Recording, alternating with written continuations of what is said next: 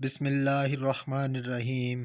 السلام علیکم دوستو، آج کی سٹوری پیش خدمت ہے حضرت سلیمان علیہ السلام اور چیونٹی۔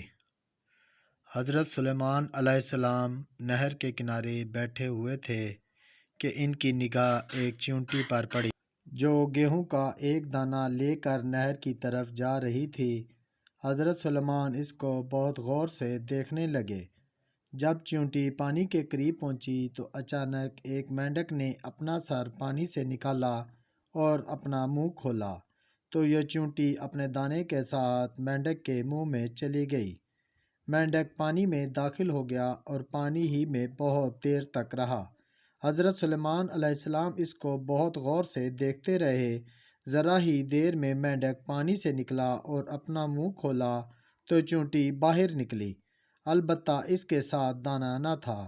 حضرت سلیمان علیہ السلام نے اس کو بلا کر معلوم کیا کہ ماجرا کیا تھا اور وہ کہاں گئی تھی۔ اس نے بتایا کہ اللہ کے نبی، آپ جو نہر کی تہہ میں ایک بڑا کھوکھلا پتھر دیکھ رہے ہیں، اس کے اندر بہت سے اندھے کیڑے مکوڑے ہیں۔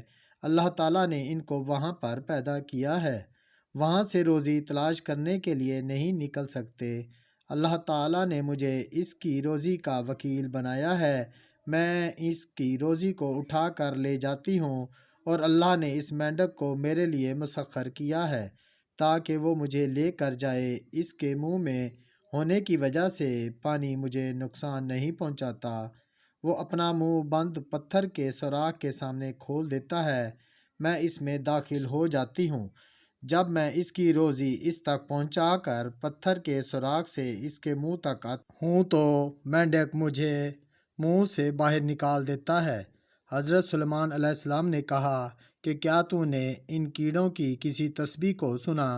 تو چیونٹی نے بتایا، ہاں، وہ سب کہتے ہیں، پاک ہے وہ ذات جو مجھے اس گہرے پانی کے اندر کبھی نہیں بھولتا۔ قصص الانبیاء۔ دوستو، آپ کو ہماری سٹوری اچھی لگی ہو تو پلیز لائک کر دیں اور چینل کو سبسکرائب کر دیں۔ ملتے ہیں انشاءاللہ نیکسٹ ویڈیو میں، جب تک اللہ حافظ۔